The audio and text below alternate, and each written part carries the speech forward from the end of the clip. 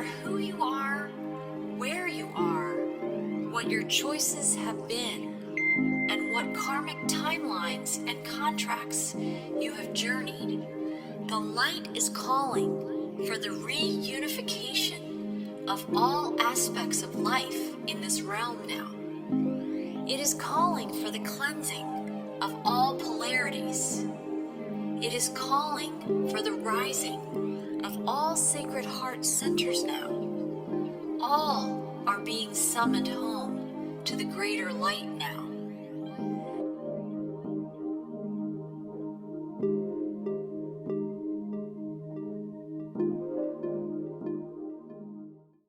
Hi, and welcome to Whole Soul Masteries, Sounds of Circles Roundtable. And I am here today with some beautiful goddesses. We're gathered in a divine roundtable, the divine feminine, really. I think many of us are here to be these messengers of bringing balance to our own lives and to this world in these times. And I want to welcome all of our listeners. I'm Marie Moeller, and I'm an author and intuitive and a scribe of messages from the Arcturian Collective. And I host these podcasts as a form of inspiration to seed a higher awareness in people's consciousness who are looking for balance, who are looking for a higher vibrational way of moving and living in our lives and facilitating an integration inside us, where we can be more present, where we can be a force for good in the world instead of being so overwhelmed and stressed, which is also another option in the polarity of these times, right? So I want to welcome Renee Tainter and Diane Jackson and Wendy Kennedy and Lisa Di Tommaso. And I want to seed this conversation with something that I've been nudged to be talking about. It came through in the recent Marinades video that published recently, this concept of vibrational echoes. And I want to explain a little bit about that and just to seed this conversation. And then I want to see where things flow. We're just going to let it roll, and spirit will move through each of us to share what's in our hearts today. But this awareness of vibrational echoes can kind of soften some of the edges if we have the language for these patternings that are showing up in all of our lives. And we all know what an echo is, right? You hear something and then you hear it again, right? But in how I'm using that language, it's an experiential echo. It's like, it's a vibration, it's an energetic echo. It's something that we've experienced before. And like some hallmarks of what I would call a vibrational echo, we would have feelings, the way it echoes, if we're here to transmute it, there's remorse. We might feel guilt. We might feel some shame. We might have had the experience where we argued with somebody and afterwards we're like, I wish I didn't say that, or I wish I didn't say it that way, or why did that escalate like it did? It's that kind of feeling where I've learned over time with these vibrational echoes, the gift in them is when something doesn't go well, we have the opportunity to say, if that ever happens again, when that comes into my life again, I want to do that differently. And I want to illustrate that with a couple of my own stories so people can feel how these vibrational echoes are happening in their lives as well, because it's happening to all of us. Karma is another way of, in some ways, understanding a vibrational echo. It's something that's unresolved from some other lifetimes that's coming up in a present lifetime where you may not be connected that you had that experience 400 years ago or a few thousand years ago. But here it is, all the vibrational elements will be the same in that karmic echo. You're in a new life. You may or may not know about karma, and now some challenging situation is presenting itself. The awakened soul knows, that can recognize that challenge and say, oh, I know what this is, right? And that's why having the language, having this awareness, we don't have to push against these echoes. We don't have to fight with them. We don't have to resist them. We don't have to resent them. We actually can know this is what grows the soul. This is part of the journey of the soul. And the more of us that can awaken and adopt this kind of language and this awareness, the easier our lives become. Because instead of feeling like the universe is against you, or somehow you're being punished, or you deserve whatever this darkness is or this discomfort in your life, you actually can, it becomes more of an adventure, and you can see there's an opportunity that I can take something that's dark and I can, transform it, transmute it back into the light. And there's tremendous power in that. And I get chills just saying that. Like, that's where we're recovering our sovereignty. So this is understanding these vibrational echoes as part of the pathway back of reclaiming our sovereignty, reclaiming our power, where we're not a victim of this 3D matrix, right? We're not victims, we're creators. And it's part of transmuting that experience. So I have some examples of things that I wanted to share just for people who are still listening and like, vibrational echo. We're all learning new language to explain what we're experiencing. And it's a new language, and maybe it's an ancient language, but it's finding us again, because we need these understandings to stand grounded in our power. And anything that we don't want to be experiencing, we're the creators who are going to clear it away, right?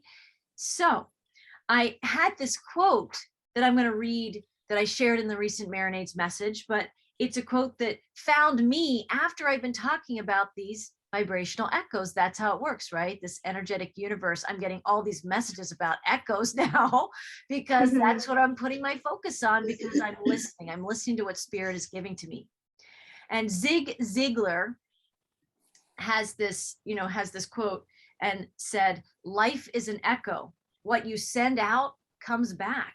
What you sow, you reap. What you give, you get. What you see in others exists in you. Remember, life is an echo.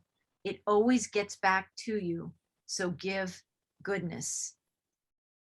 And that's not all the elements of what I'm describing here, but it is capturing in a nice little quote from Zig Ziglar that understanding of ourselves, that our energetic patternings are finding us through time again and again. And that can just be this lifetime, from your childhood, things that are unresolved, that are coming, flushing back up to the surface for these vibrational redos, for these transmutations. They can be patterns through time from many, many lifetimes. And it could be that thing that you just haven't fully released or integrated, transmuted, and alchemized, that just shows up again and again and again. And you're saying, what is going on? This is what these ascension times are all about, for us to rise in this higher sovereignty and live the bliss and the joy in this age of this golden era of light. We have to go through. There's no way going around these things. So when we can recognize what these are, we claim a new level of kind of quantum power, cosmic power, and divine power. So I wanted to read one more thing. I actually looked it up for the first time. I feel like I heard it when I was a kid. And do you guys know the story? I didn't know the author. Portia Nelson wrote this story, autobiography, in 5 short chapters. Does that ring a bell for any of you guys? Okay, it's really short, but it's also illustrating the vibrational echo to me. And I just found this morning, so I was very happy that I was able to put my hands on it. So, autobiography in 5 short chapters. Chapter 1 of my life. I walk down the street. There's a deep hole in the sidewalk. I fall in. I'm lost. I am helpless. It isn't my fault. It still takes forever to find a way out. Chapter 2. I walk down the same street. There's a deep hole in the sidewalk. I pretend I don't see it. I fall in again. I can't believe I'm in the same place, but it isn't my fault, and it still takes a long time to get out. Chapter 3. I walk down the same street. There's a deep hole in the sidewalk. I see it there. I still fall in. It's a habit. My eyes are open. I know where I am. It is my fault. I get out immediately. Chapter 4. I walk down the same street. There's a deep hole in the sidewalk. I walk around it. Chapter 5. I walk down a different street. Right, right. That's really good. That is. That's really good. And that's us. Like, that's the opportunity in these vibrational echoes and these karmic echoes, the Adam and Eve's inside that are still reverberating an echo of, where am I still eating the serpent's apple, right? Where am I losing faith and trust in my union with source, thinking that anything that the serpent or this 3D matrix that's lower vibrational in nature is going to lead me to a higher place to get me back to source? That's that falling in that same hole again and again and again. Most of us at some level in our consciousness, even if we're not fully awake, have an awareness that it could be better. My life could feel better. But yet the serpent is there at every turn saying, let me help you with that better. I have a solution for what's better for you. And it's going to give us this myriad of offerings every single day. And that's where those choice points are. That's where our power is.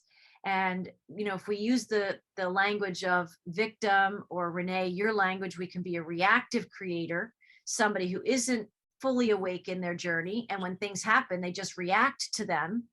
Or we can be a conscious creator. This is all Renee's language. You language this so beautifully in all the messages you've shared in our podcast and in the work you've done. But that's the choice here. And a lot of us are experiencing some of the deep sludge that, like, you know, whatever the sediment is at the bottom of the lake, that lake is us, right? And many of us have transmuted some layers that were more comfortable to transmute in the awakening process.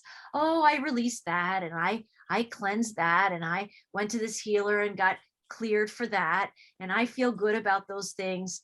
But what about the things that keep showing up as these repeated echoes of like falling into the hole in the sidewalk? How are we working with that? And are we judging ourselves, or are we actually starting to look through new lenses of saying, I'm grateful for falling into that hole in the sidewalk, because if I do it once, I didn't see it. Twice, still not getting it. Third time, starting to clue in, something's going on here. Fourth time, maybe I can make a different choice. And by the fifth time, right, we're saying, okay, I get it. I'm going to make an entirely different choice, and I'm not even going to walk today. I'm going to get in my car, right? I'm going to do something entirely There is a learning curve for this girl. And I think I'm starting to get it from this site, which maybe I'll try and remember. I'm not so great at that. You know, remembering to put the links in the description section of this video for people who want to find this. But here's the end of that article, the reflection that this person was writing out on their website. They said, here's my biggest hope. Maybe someday I will come to embrace the holes that I've fallen into with a sense of humor and kindness to myself and all fellow clumsy beings.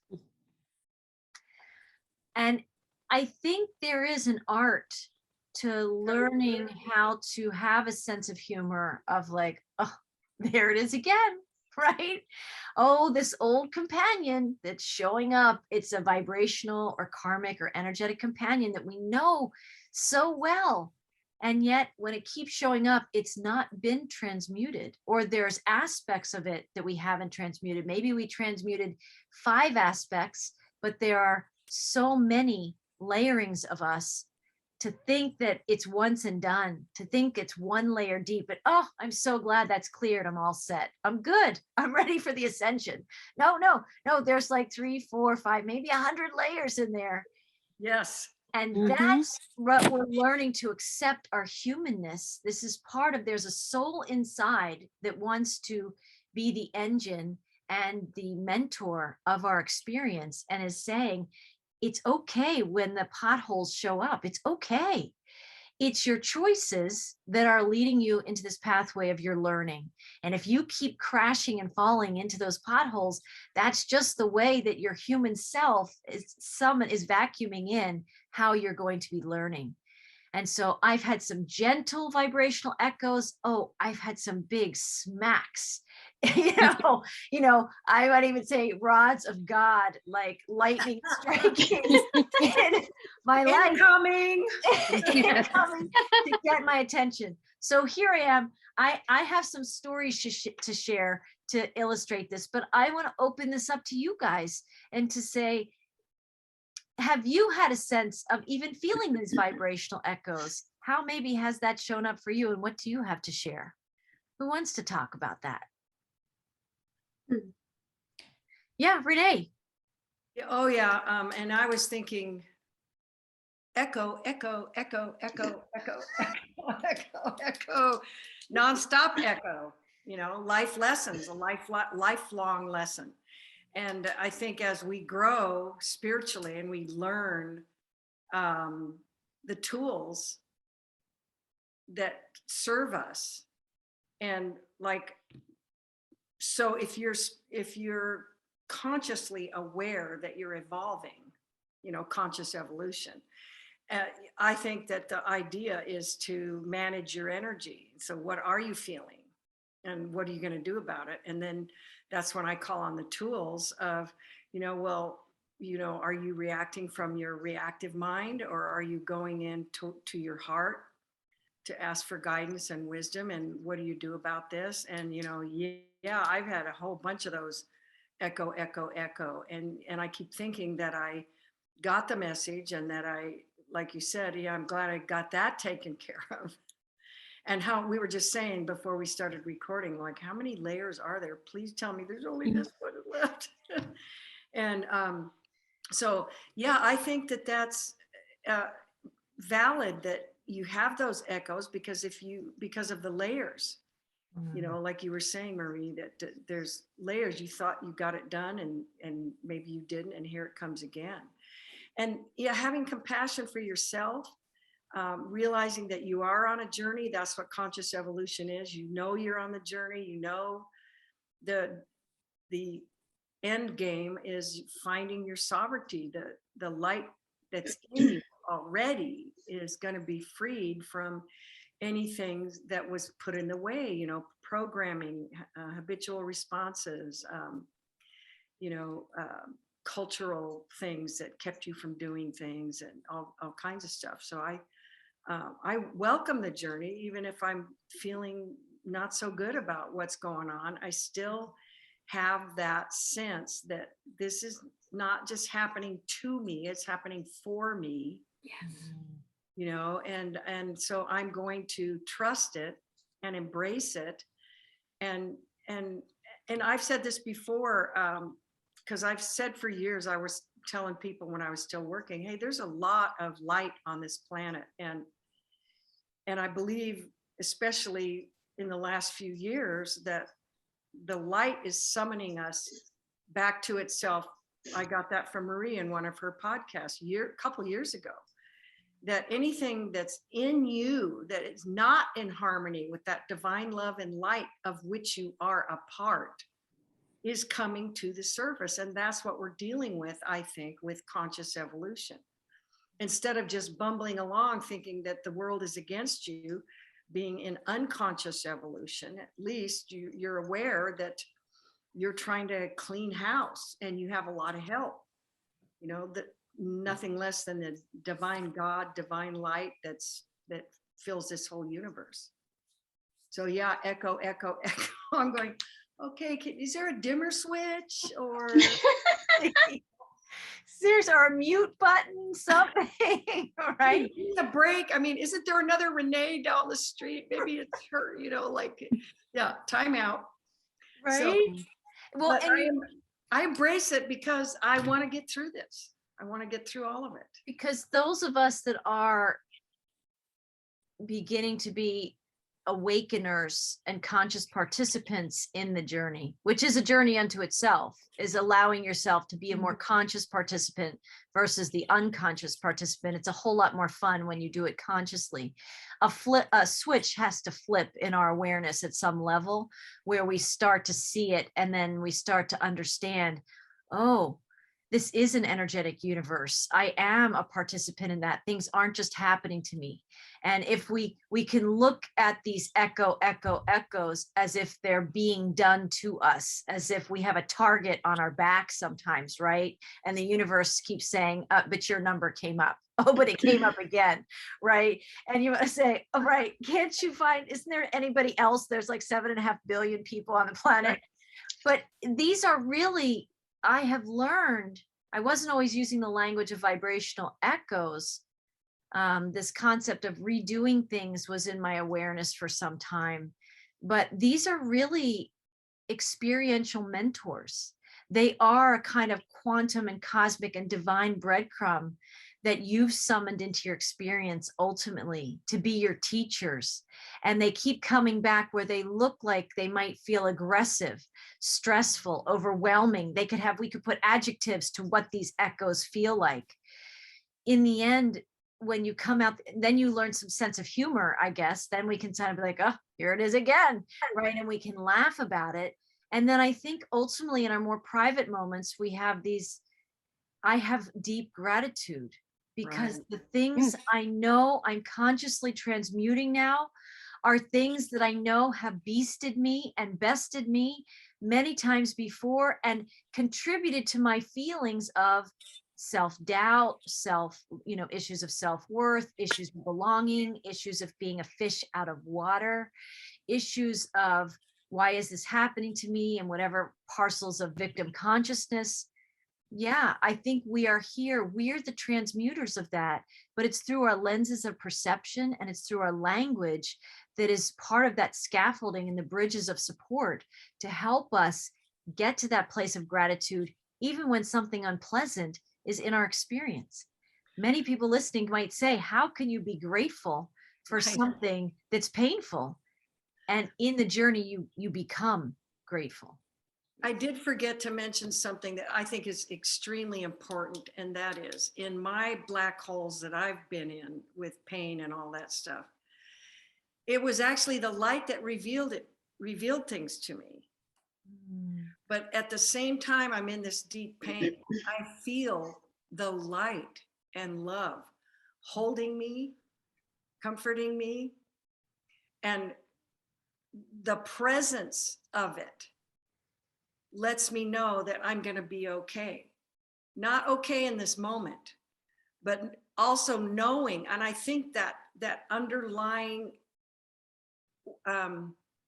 understanding or understanding, we're using the new word, so the light is revealing it to you, and the light is going to heal you of it. So you're feeling that, you're falling apart, but then you're like, this is just part of the dance. This is just me letting this out. And this is what it looks like right now. This is what it feels like right now. But like water, if the dam breaks, it gushes, but then it slows down, slows down, and slows down. And then it's a trickle. The same thing when you're dealing with these come up for you, that the light has got you. God has your back, your front, your sides, everything, so it's an amazing thing to be in the middle of that pain and feel the light holding you and knowing that you're going to be okay, that it's crazy. It's quantum. It's God. I mean, it is.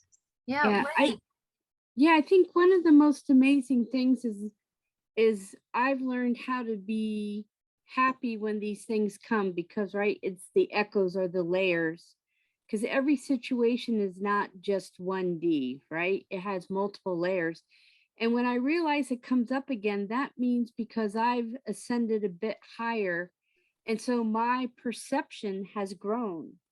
Yeah. And I'm able to see another layer of something that I get to transmute and move through.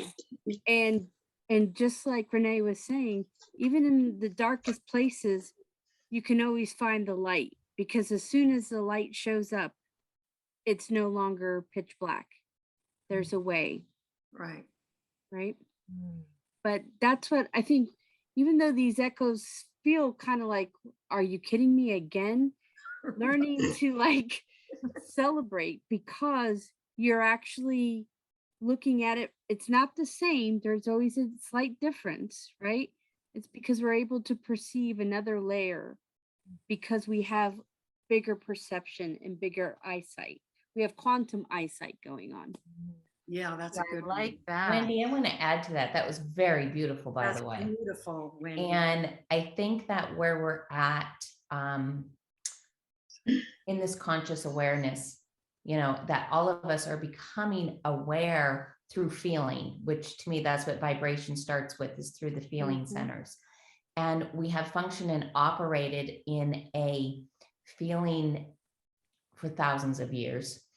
And that feeling has been dictated by an outside source, where we've had a pause, we've had an opportunity to really reflect on what our inner self is and what that feeling and vibration is. So when we get up and we, through this pause, are not walking down that same street, that same path, we see the whole. And we used to get in it again, like the 5-chapter story goes.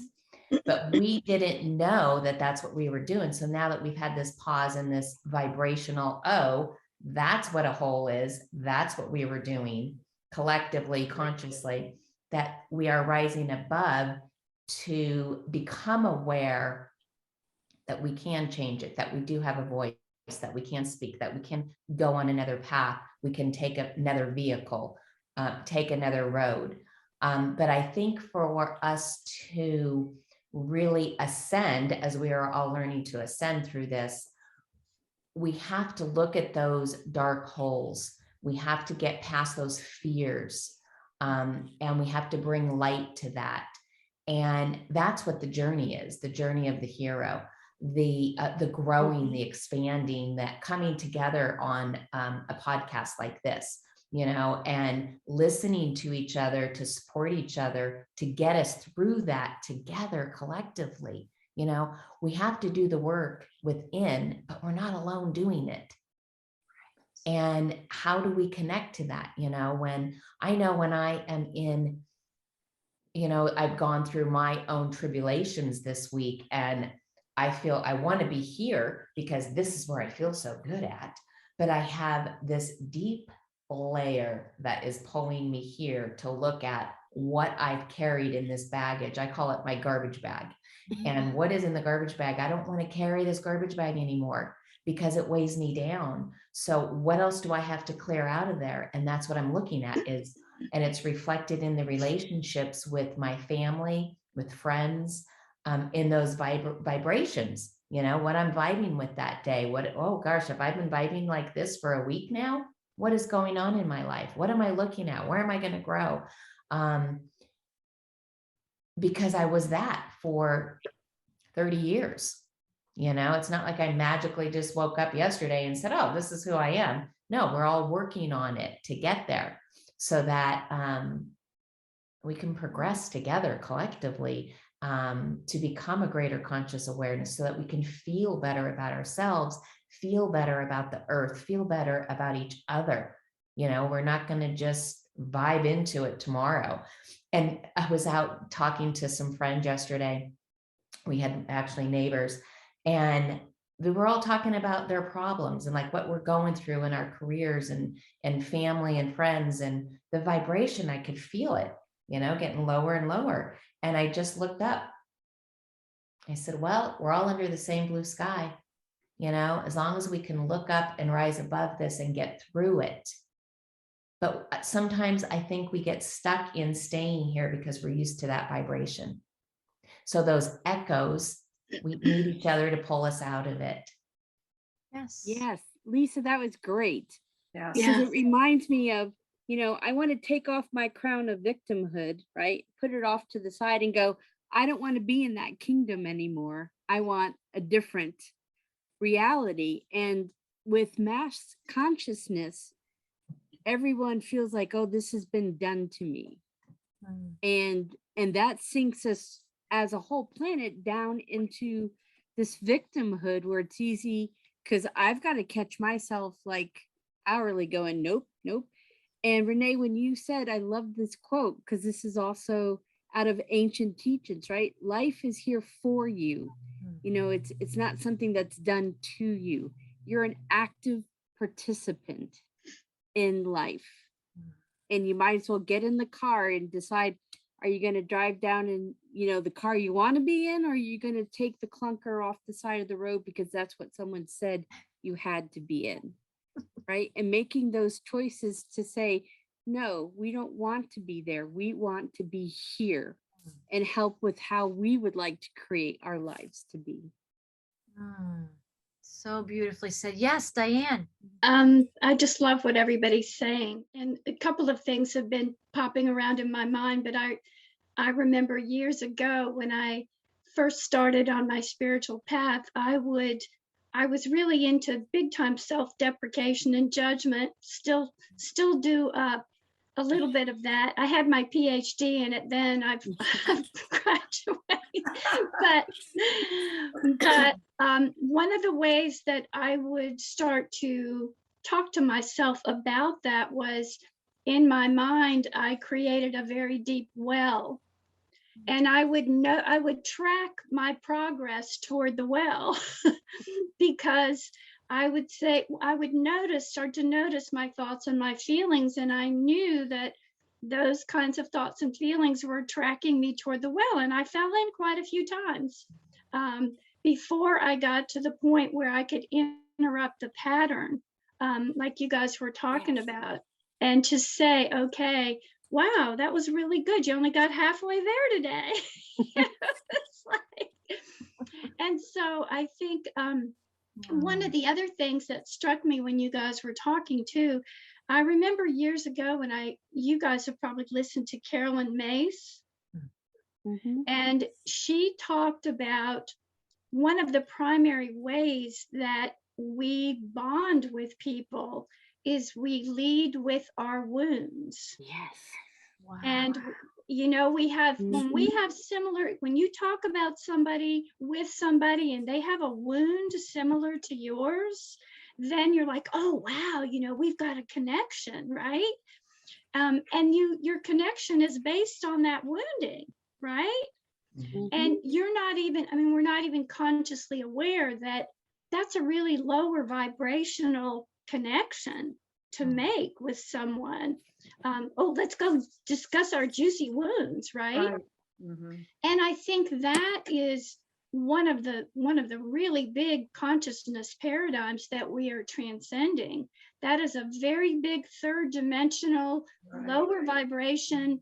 Let's enslave ourselves to those old wounds. And that's what happened to me yesterday, Diane, outside with everybody, talking about it. I could feel it, you know, and I just had to pause and look up. So yeah, and we didn't know that's what we were doing before. We walked away, we went home, we cooked dinner, we went to work, we whatever, but it was still there vibing. And that's what we have to create, make it obsolete, dissolve it. So what that has kind of led me to, and these vibrational echoes really, they really resonate with this for me, is to ask myself every day, where am I investing my energy? What am I doing today to embody that fifth dimensional energy? What actionable things can I do to really embody that? And I write down and I track, because it is an energetic investment, because we all know whatever you invest your energy and your feelings into is what you're going to bring into your life. And so I just really have started to notice that, what did I invest my energy in today? And that really has been like eye-opening, because I don't think I had that kind of awareness before. And it's like, oh, I invested a lot of energy in feeling depressed about the state the world is in, let's say, for example. And it's like, well, how is that supporting ascension consciousness? How is that supporting the earth? How is that supporting humanity? So it's really, as Marie, as you guys said earlier, it's your perception is really the key. It's like, where, because that is going to dictate where you invest your energy. And so it's about even looking back now at the well and my frequent visits to the well in the beginning. It's like, wow, that was really awesome. That I could see, I could even have the presence of mind, thanks to spirit and my guides, to come up with something like that, because that would have not been within my consciousness, because I was so 3D back then. I mean, I don't know how they even got through my thick skull. Well, I think that reminds me of managing your energy, because Yes. and in the beginning of my journey, learning about, are you a reactive creator or a conscious creator? You basically, the first step is to realize you don't know what you don't know. And it took me a while to learn that I had a reactive mind and a divine mind, which is your heart. And so I was looking for ways to get out of feeling negative. And then I connected it to my thoughts. And then I thought, where's the cool thoughts? Where's the good thoughts? Because the ego mind, and we've all learned about the ego mind, the ego is not your friend. Kick you when you're down, take credit when you're up. And so I said, you know what? I need to start building thoughts that have a higher vibration. And then that's when I started building my divine mindset. And I didn't really realize I was doing it because, it's in the beginning, it was kind of unknown, but I knew that if I was feeling bad by thinking these thoughts, then I need to look for some thoughts and focus on that. And boy, in the beginning, your reactive mind doesn't want any part of that. And I've shared before that I think the reason why people like us have gone to where we've gone is because when we did get a new thought in the reactive mind, the first thing that happens is it rolls around looking for a box to live in. What category does this go in? Is this true? Do I like it? Do I resonate with it? If there's no box or category, generally you kick it out and you don't give it a second thought. But people like us, we have given it a second, a third, a fourth, a fifth. And then you start looking at it and paying attention and learning. But that is actually an energy in you, which I call the God-shaped vacuum, that you either honor it or you don't. And I would always go, that's interesting. Is that true? And so then I was learning the difference between the reactive mind and then building this divine mindset and realizing that, wow, certain thoughts are a lot higher vibration than other thoughts. They actually feed you. Divine thoughts, God thoughts feed you, comfort you, guide you, lead you, nurture you, love you, raise you up. And all the ones in the reactive mind are going, oh, look at you, you did it again. What is the matter with you? All the habitual things that not only are now present in your reactive mind, but you heard it from somebody. I mean, you help build that reactive mind. I mean, when you're a kid, you can't, you're not going, should I put that in my reactive mind? You don't have that language because you don't know what you don't know. And so you going into the well, Diane, I mean, there were a number of times, or the gal falling in the sidewalk hole. Well, okay, you had to do that a few times before you realized that maybe you had something to do with that, and maybe you could stop it. Exactly. But, you don't know what you don't know. And if you don't know that, you try to tell someone that they have a mindset that is in charge of their life. And this is what Spirit told me when I was learning this on my job. If you're feeling anxious, fearful, depressed, scared, fearful, all of this stuff, you are not in your divine mind. Your reactive mind has taken over. Yes. And in the beginning, it took me days. All of a sudden I go, hey, I've been feeling this for a couple of days. I wasn't even aware of it. It's so habitual and first nature for people. So then I said, okay, look at your feelings. And that's when the whole feeling thing, if you're feeling like crap, then you need to back up in your mind and find out what thoughts you activated and say, wait a minute, and take charge. But that's why people like us now are conscious creators, because we have learned about how the reactive mind works. We have learned about falling in those holes and the wells. And we've learned that we have something to do about it. And I don't think I want to do that anymore.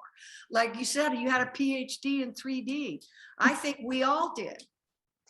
Yeah. And we have echoes of it in our lives all the time. But now we kind of go, like you said, Marie, oh, that again.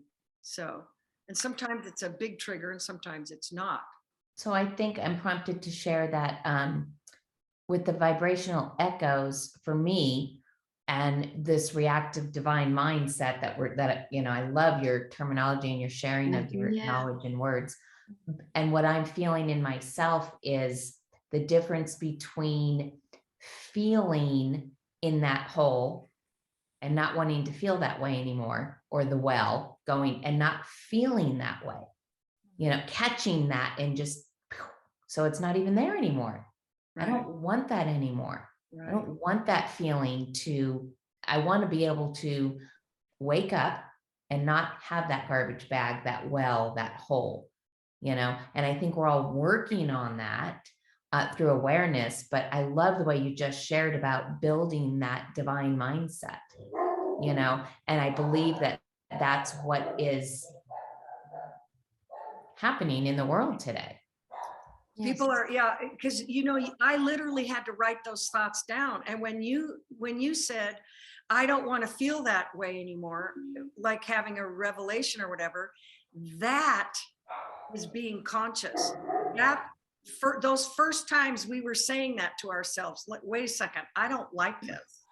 That's the beginning of becoming conscious. That's the beginning of saying, can I do something about this? Is there a way out?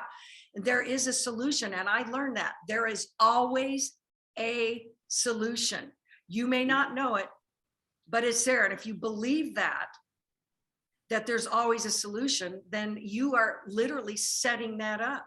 You may not get that solution right away, but if you know there's a solution, then you're opening the flow for God to bring that to you, to bring that solution. And so I think it's great. We've all had our moments of waking up going, wait a second. It's like, this is example Spirit gave me. And Carolyn Meese, she taught me that people who use their pain, they're like in a canoe in the river. And the people are on the shore and they're going, you're saying I'm stuck because I have this pain and I'm stuck, and they're using it as a crutch. They don't know it. They don't know they're doing that. Mm-hmm. Maybe some of them do, but so you're using it as a crutch. But when you become conscious, you just say, oh no, I don't want to do that anymore. Let's change it. And so I had to write down these thoughts and like read them at night, because the reactive mind was so reactive. I don't think so. That's not going to work. Oh, nice try. All those things like that. And I would just keep, and that's when I realized that all the thoughts that made me feel good were all divine thoughts. Mm. Like here's the first one I got. God is omnipresent. I mean, everywhere and then, so I learned that because like attracts like is a law of the universe. And if you have a reactive mind thought, oh, you did it again, you're just such an idiot, blah, blah, blah. If you hold that long enough, other thoughts that support that will come flooding into your mind. Next thing you know, you're surrounded by all these, Spirit gave me you're the egg, and all these little sperm thoughts are going, give me life, give me life. Here, give me, you want to pay attention to this. And then if you're unconscious and you don't realize you're reacting, you just go, oh, it's so true, all of it, it's all so true. But it's true with the divine thoughts too. So when I started thinking about God is omnipresent, that was the first divine thought. And I hung on to it long enough, like, think about that. God is omnipresent. And that means everywhere present. That led into at the same time. that led into, even said Job in the Bible says you can't go anywhere in the universe where you don't see God. And that led to everywhere I rest my eyes, I see God. And that led to roads and roads and roads of accepting humanity, accepting their divinity, accepting your humanity, because everywhere I rest my eyes, I see God. And so I went, big difference between the divine mind and the reactive mind. And so, wow, I said, whoa, I need to pay attention and manage that and manage it. And that's because you can have all the talents in the world, but if you can't navigate through humanity or yourself and your mind and your heart, you're kind of in trouble. You're kind of going to be in that well in those holes. Thank you. Yes, that's so beautifully said. And one of the things I do for myself, that because echoes, like Marie was saying, when something is repeating, and if it keeps repeating and you think you've cleared it, or but then it keeps coming back, albeit maybe it shows up in a little different way, in a little different form, but it's still kind of the same core issue with this, and it engenders the same kind of feeling. And I think that often, I love what Renee was saying about, changing to that, really getting into that divine mind. And for me, I become a bit of a spiritual CSI in terms of, I want to know who's saying those things to me, because that's a part of me. And so rather than, because I have found in the past that if I just say, okay, well, that came up for me, blah, blah, blah, well, then here it comes again. It's like, so I have a dialogue. I ask, because I know we all have these sub-personalities. We have the saboteur, we have the goddess, we have all these different parts of ourselves. And so when I hear something that really doesn't feel good to me, because I had a tendency in the past to say, oh, go away, get out of here. I don't want to listen to you. I say, hey, come on out, let's have tea. I want to hear what you have to say. Yes. So that I get more information about what's the root cause of this. What part of me is provoking this conversation or this energy or this feeling. And I have found that once I do that and I make peace with that part, which may even require redoing a part of a sacred contract or a soul contract or rewriting something. But I wouldn't know that if I didn't have that conversation with that part of me. You were bringing the light to that situation because you wanted to understand it instead of go away, you got the wrong person. That's beautiful, Diane. That's a really good tool. Something comes up, come, let's have tea, and then you look at it more and well, you have to honor it, because and bring the light to it. It's fabulous. Yeah, when you honor it as a part of you, because if we are really honoring all the divinity within us, that's part of the divinity too. Right.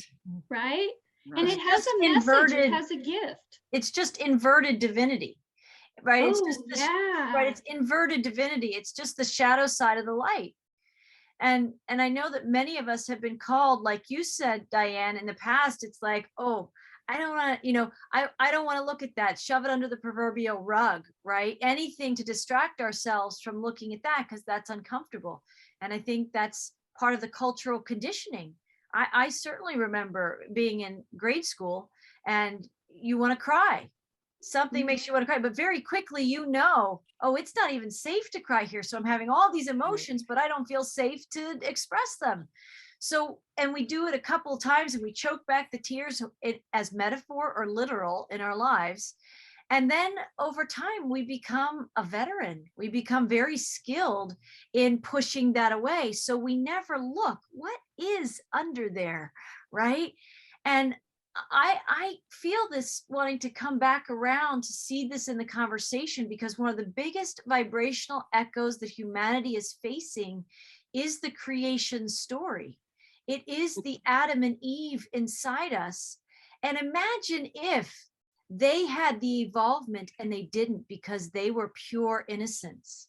They were the living light in form, not knowing the layers of darkness that they probably met many snakes in the garden and they were probably friends with them. How could they have known and suspected this kind of Adam and Eve CSI, known that one of the snakes in the garden isn't a snake, it's a serpent, which is different, right? They didn't have that discernment, nor did they have that awareness. And we'll bring the conversation maybe back to that, because I think that's a big part of the formula of how we start to move differently in our lives to transmute these things in the moment. Had they had this awareness and involvement and discernment, they would have said, you're a serpent. You don't speak, God speak. And I think you have a forked tongue. And even your forked tongue, I have friends with forked tongues and they're still really nice. And I feel good when I hang out with them, but you're different. Something about you is different. And now you're offering me an apple. I don't know about that apple, but I don't feel good when I hang out with you. That's a no, right? They didn't have that awareness, that discernment, that grace, that evolvement. And you can see there was opportunity for them. No one talks about it. No one talks this way. I find it fascinating. I would love to create a conversation with Adam and Eve, or have somebody write a play or a musical or make a film about this, kind of like the different degrees of separation. They are already turning towards that serpent. And I'm sure the serpent offered it many times. And as their doubt of like, was God keeping something from them in the tree of knowledge? Like, why is God keeping that from me? And the serpent is making it sound really good. Like I could have access to more information and more good things. Well, they made those choices because the serpent was eroding their power. It was eroding their sovereignty. And it was saying, you need something I have to be whole. God was already knowing that they were already whole. They didn't need anything else. Well, now here we are in all those degrees of separation, at like the 6th degree of separation from the first offering of the apple. They could have had a vibrational redo. If they were growing quantumly like we're required to now, they could have said, we made that decision with that apple, but Adam, we're not aligned with that apple or that serpent, and we're going down a different road, like this example in the story today. But they didn't. They were, then they felt shame and they were naked, and then they were exiled, and then they had all these things. And then they had these kids, and one happened to kill the other one, and more bad events happen, and they feel guilt and remorse. And maybe, in a metaphor of the cultural conditioning of our world, maybe they even had amnesia that they ever took a bite and accepted that apple. So now they're like, why is the sky falling on us all the time, Adam? Why do these bad things happen to us? Because we're good people. Like, a bazillion children later, they're like, why is still all this bad stuff happening? We are those Adam and Eves today. And some of us are in the victim side of that question, saying, why is this happening to me? And those of us turning back to the sovereign divine Adams and Eves, alchemizing those original choices through our choices on a daily basis. And this is where we have our power. Our power is in the moment when it's happening. We can visual motor rehearsal, well, and that's important. I want to tell the story briefly, and then I know we're going to round this out because this is really beautiful today. But all these pieces help create a bigger picture for people. Some people will connect with the Adam and Eve story and realize I'm a bigger transmuter. I am here to alchemize, not just for myself, but for the whole planet. I'm going to participate at an epic global scale because I can, because I have those tools in my toolbox. Some people are hearing about Adam and Eve and say, how does that help me? I don't relate to that. I don't want anything biblical. That sounds religious. I had someone once, when they were looking at some of my books at a book sale one time, said, they passed my table and I have all these colorful children's books that are really sweet. And she walked up kind of curmudgeonly with her cane and she said, sounds like church. And she humped away, right? Some people might do some humping. And when we talk about Adam and Eve, they might say, sounds like church. And they throw the whole message out, missing that somewhere in that story is your story, or your story is somewhere in that story. And we're all a part of each other's stories. And if we think that perpetual wars and whole countries starving, or global pandemics, right? Or global gripping serpentine fear and lack and scarcity and all these things are God's best vision for our lives, well, some people who are thinking that might just need an awakening event, right? To wake them up out of the spell that that's what our lives are meant to be. Those of us somewhere in the journey, we do get tossed around in those stormy seas sometimes. Every one of us on this podcast, we still have triggers. We still have those invitations to go low, right? And we're hanging out with people. They're all talking at this level. We might have been buzzing with, with like the bright light of source inside us, but you hang around with that enough. And the choice point will be, will I look up like you did, Lisa, and feel the sun on my face and know the divine shining in me? And I could just be that presence and breathe for all of us, even though they're speaking lower dimensional speak. But I can be a higher vibration that surrounds all of us. And I could do that consciously, and I never have to say a word. Or I could choose to have some sunshiny words come out of me that somehow change the conversation at a level that they could lateral slightly rise into. We all have these choice points every day. Are we going to sit around the water cooler and be like you say, Renee, oh yeah, well, that person just did that to me. And you all add to the story, and now it's a snowball and it's causing an avalanche in the whole company. Or am I going to take a breath? And they're like, how are you doing? You look good. What have you been up to? And you're like, well, and you have a couple things that you're willing to share in a public environment like that with people you may not know that well. But they're like, wow, that's pretty cool. I don't go rock climbing on the weekends, but you sound like you had a pretty cool experience. It shifts everything. And it transforms everything. Right? Adam and Eve could have transformed that, right? They could have stepped up. One could have said to the other, I think we're on a slippery slope. I think we are on the slippery slope of the serpent who is helping us slide. And let's drop an anchor. At any point, as they were drifting into separation consciousness, it wasn't the plan. I think the collective wanted to have this experience at some level, but they could have. And now that's the choice for many of us. We could drop an anchor right now in our lives and say, I can participate in that lower vibration forked tongue speak myself, or I can say, it might be really familiar to me, but I am going to reach inside for a better feeling vibration, even if I just breathe that feeling and I don't say anything. Well, I think it's important to note another dimension that we share, or consciousness, or whatever you want to call it, is that we've been talking about transmuting and transforming all these things and the layers and the echoing and all that. But a very important part of our journey is the awareness of why we're doing it. We know that we're doing it for our own selves individually and our families, but we're also doing it for the collective. We live in the big picture. And so, when I was learning all these, like the divine mind and all that, the crossroads is like when you were doing it, Lisa, with the neighbors all going blah, blah, blah. You were at a crossroads. You could engage in that energy game and talk, and then reactivate and activate the negative energy and carry it on, which if you had, and then everyone would go back to their house still feeling that same energy. But when you disengage, there's actually a transformative moment.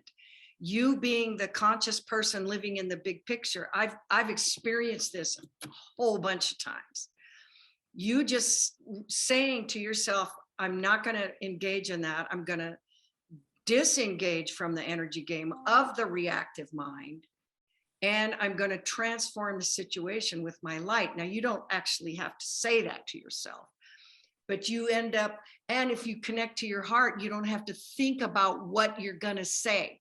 Your heart reads the energy.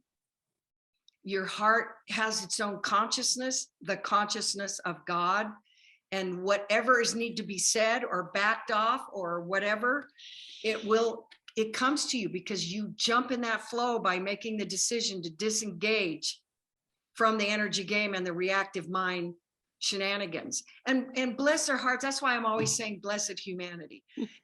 If these people had a clue that they were making it worse for themselves and perpetuating the whole 3D pain and all that kind of stuff, if they knew, if they were educated, they'd be going, no, they'd be want to get out of the hole or the well. And so, but you don't know what you don't know. And you can't walk up to someone and say, dude, you are stuck in your ego mindset. Or there's a hole in the sidewalk up ahead. You're in a hole. Warning, yellow tape. You can't do it because people don't see it. That's why it is so difficult to, from, you know, the higher dimension or higher consciousness or 5D or whatever, to communicate to these people that think you're the one that's nuts, saying all this stuff that doesn't make sense. I think that's our challenge right now of navigating through these times. Yes. You know, and it's challenging. This is probably, from what I believe, what I hear, what I know from my guides, the most challenging of all times, but at the same moment, the highest, greatest of all times. We've never been in this space in the collective or individually in mankind's history. No, because we're consciously awakening. Yes. And we needed to go through the fall to experience the conscious awakening. And that's what this rebirthing, this vibrational echoes are pulling us to, in that rebirthing. We have this great opportunity to not look at that hole. Right. But we have to look at it to know we're not looking at it. Right. You It's bring that the knowing light and unknowing. You bring the light to it, like Diane said. She goes, come on and let's have a cup of tea. I think that's great. Yes. That's great. Let's examine this. Let's look at it. And the other piece of that I was just thinking as you guys were talking, I just love all of the wonderful ideas and things that are coming forth from everybody.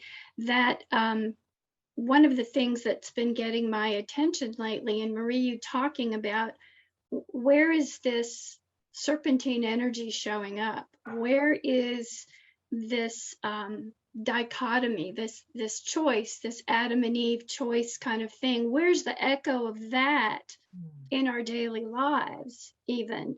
And the thing that popped in my mind for me personally was, wow, because my perception of someone, let's say this is an example, as, boy, are you really mind controlled? Boy, are you really in that mass formation psychosis of what, you're zombified. You look at, just kind of looking at this person as being so really blindfolded and just not seeing what's truly going on, in my estimation, right?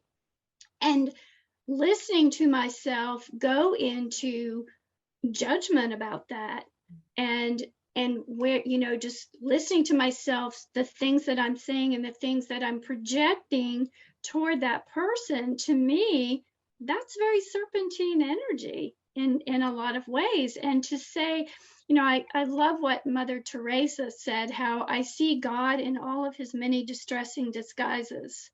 Oh, that's a good one. Isn't that a good one? And so the message I've been getting lately is, are you going to choose to keep projecting this serpentine energy? Or, this is an Adam and Eve choice point where I can say, this person is in so much fear that I'm just going to hold them in this divine compassion and this divine love energy, because that's the only possibility for change that they can be offered at that time.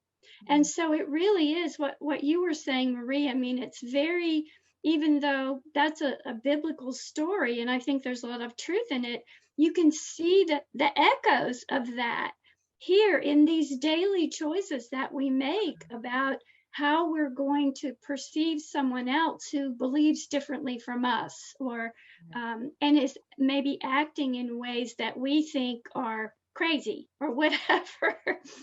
but to make that divine choice, like Renee was saying, because that one choice is being made out of a reactive mind based in what we happen to believe about what's going on. And to say, I'm gonna, because I think when we're making those choices, we are healing, we are adding to the healing energies that is elevating mass consciousness and allowing these things to heal. And so every time we do that, we add a little more energy to that frequency of the love and the compassion, even in some little, that seems like a mundane little thing, but it all adds up. Exactly. Well, And what it's the quantum tools we need to be using. yes. Yes. Yes, Wendy. Yeah, Renee, do you want to say something? Then Well, that's what I learned when I was going through this journey, that transforming that one situation that you're in right there, disengaging from the energy game, choosing love, allowing the flow of your heart to tell you what you want to create or co-create in this situation. And that you are instead, so what you did, the buck stops here. You could have taken that and added to the energy of it with the reactive mind, but instead you changed it. You stopped it right there. You stopped it. It's not going to go any farther from you. And so I started seeing that each time you do that, like you said, Diane, you are literally creating peace on earth. You have stopped the train of the reactive mind. And then you can, and even if I feel like being on that reactive train and I have a few, choice words to say about a situation, like in the car driving or something, I will always call it back. Even when I'm saying it, I know I'm going to call it back. I didn't mean that, brother, but I just kind of got, blah, blah, blah. And I call it back because anything that comes from you that you generate is yours. Your signature's on it. Your vibration is on it. Yeah. even if there are no witnesses to it. Exactly. It's an energetic universe. The universe is witnessing. The universe is witnessing it. And I think I look at it's almost like the 100 monkey type of thing, right? When we're starting to do this, like instead of wanting to cuss someone out because you feel they've done something stupid, on the highway or somewhere, blessing them instead, because maybe they need that more gas in their blessings tank. And instead of that, and so love that. And I love that because, like you said, Renee, it was great, and Marie, about this is our signature is on that. They may not know, but heaven knows, the universe knows our signature is on that. So what do you want to be giving out? Because that's what you're going to get back. Because that's the vibrational echoes. Yeah. Exactly Yes, right. yes. And every one of us here is a conscious creator, but behind all the stuff we've been talking about and the tools and transforming stuff, underneath it and in it and all around it is the love that we have for creation and each other. And we want to be the solution in our own lives and do what we can to help our family, our human family. Spirit told me one time, if you could remove the mask from everyone, you would be surprised at how dear they are to you. And Spirit told me, every stranger you meet is family you haven't met yet. Well, it is, because the many is one. Yes. Right? Because we're all here individually, but yet we are all part of the one creation, the one source. We're all connected. And so that's been my underlying energy to that, so I just grew my compassion unbeknownst to myself. So I don't have those moments when I look at somebody doing something stupid. Spirit said, you know, when you meet someone and this is where you are in your movie, you're at the store or the post office, that's where they are in their movie. You don't know anything about their movie. They don't know anything about your movie. You don't need to know anything about their movie to love them unconditionally right where they're at and see the divinity in them. When you do that, when you let go of judgment, what's left? Compassion. So instead of going, oh geez, are you ever going to get it? You just, your heart literally goes like this and surrounds them. Your heart knows what God already knows, which is Yeah. we are all ultimately light led. Even those in the greatest darkness, God knows they're seated in the light, and they can't divorce themselves from it, no matter how many choices they make to split out further and further away. It's like you in the well, Diane, in a way, those choice points, no matter what, you were going to clear yourself of the things that was keeping you separated. If the well is falling into the pit of the darkness and the snakes, your connection with your heart like resolve the need that you had to even walk to that well. It's like, I'm going to go down a different side of the mountain today. I don't think I need to visit the well at all, right? And to round this out, I feel like I love all that we talked about today.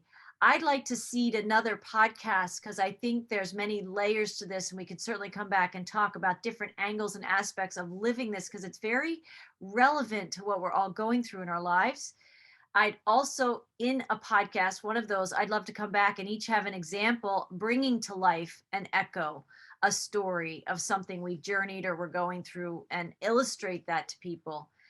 But I want to go back to what you said, Wendy, where you can, if somebody's doing something, maybe you're driving and they're doing things on the road aggressively or unconsciously, and we all have those thoughts, right?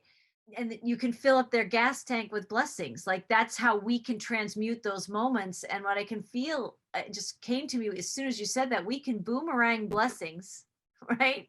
We can boomerang the blessings in our lives and others. So if they're doing something to us, we can turn that around and boomerang a blessing. And someone else once gave me this concept. I think the guides even seeded it, reciprocal blessings. So when you're blessing them, you're blessing you. So boomeranging blessings, there's a reciprocity of blessings that comes back to you. And this is the alchemization of our planet. It doesn't mean that there aren't times, plenty of times, especially we're talking about random people at the store, on the highway or whatever, but get a few people closer in, your mother, your father, your child, a spouse. Is it as easy to boomerang some lovely blessings in those situations when you're triggered from something maybe 10 lifetimes long that you have not resolved? That's a different level of this work, and there are layers to this work, there are levels to this work.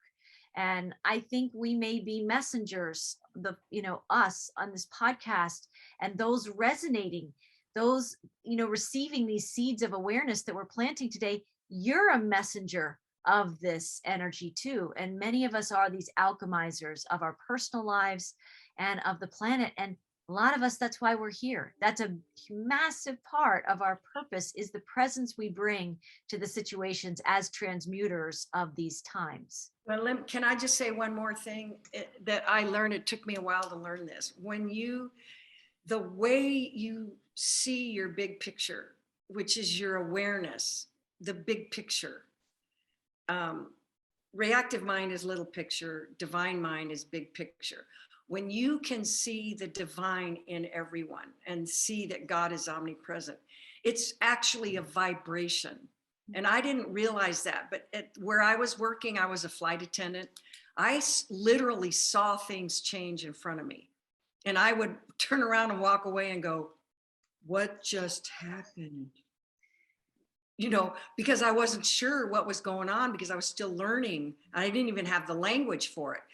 But I just want you to understand that when you see the divine in people, that doesn't mean you're going to like it or condone anything that they're doing or anything like that. But you actually generate a vibration that you can just walk down the street and the people walking by you are affected by your vibration, because it's an awareness.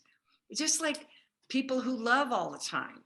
They carry that vibration. They're not going, okay, I'm going to love now. No, it's their first nature.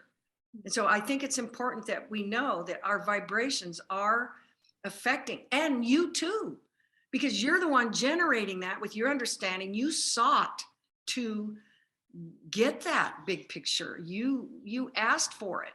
And so when you carry that vibration, you win. It's win, win, win, win. And so I think it's beautiful to meet other women that are doing the same thing. We have content that in our lives that we're dealing with, but we have the same heart. We have the same heart, and that's beautiful. And as women being creative energy, right? Yes. We are natural creators to be able to send this out everywhere, right? And so that it can touch people and maybe start off that fire, like when you're trying to light fireworks or something and there's that trail that just takes off once you light the flame. It ignites. Yes. It's exactly. And this is what we're all meant to be doing, is to round out the sharp edges of our life, those judgments, those betrayals, those deep triggers and wounds that we bond over, that you described so well, Diane, right? That's a point of connection for many people. It's time to round the edges of those hard squares, which is more like linear, hard, 3D hard lines, edges, into circles. And what are we here today? We are sounds of circles, sharing in a round table that I always had that. And I have it. I don't think you could see it on my wall, but the seed of life, the flower of life, that blueprint of who we are. It's not squares interconnected. There's not interconnecting squares. It's interconnected circles, which have no edges, right? Aren't carrying the pain anymore. It's all fallen off, and we're whole unto ourselves, and we're linked up with each other. That is the times we're in. We are in transit as a collective. We are in the journey as individuals.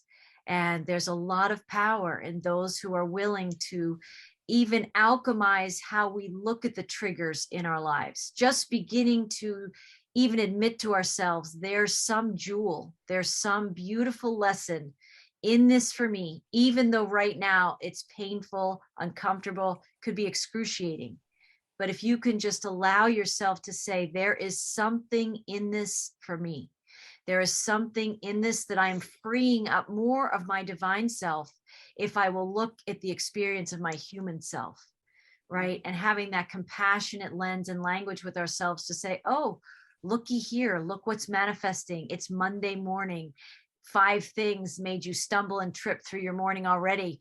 What kind of day are we going to be having, right? The choice is yours. If you can compassionately say, we don't have to, we can shift. We can step on more sure footing. We can take a breath and reset how this day got started. We can shift that energy in the moment with ourselves. And again, no one else has to know. Sometimes you share it. Sometimes people see it. But a lot of times these are private moments with just you and your thoughts and your beliefs and how you're talking to yourself. You're shifting that vibration. And that's where the power is.